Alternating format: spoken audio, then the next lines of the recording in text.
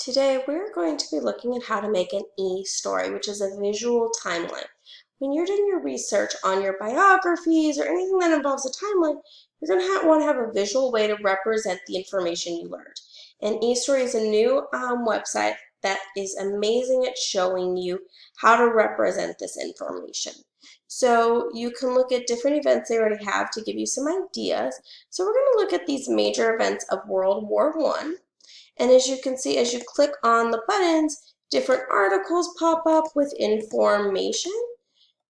So this would be a really cool timeline to make, and eStory lets you make your own. So what you're going to do is you're going to log in. You can log in with your Gmail, you can log in with your Facebook, you can create your own login. Those are all options for you. And then you're going to go onto the right sidebar, and it's going to say on the very top, Create Timeline. You're going to click that button. Then you're going to put your title, and I'm going to make my title Moon Landing because it's the 50th year of the moon landing. And you can choose to get your background image from a file, or you can find one. Now remember, if you're finding one, you're going to really want to pay attention to that copyright and making sure you have permission. So this would be my background image of the astronaut landing on the moon. Then I would click Save and Continue. You would put your event dates. When did this happen? You would put your event title. So my title would be Moon Landing. Make sure you type it all in correctly. And your event description. Again, then you're going to find your images. So this would be Apollo 1. That's what I'm going to be looking for. And I'm going to import this image. Apollo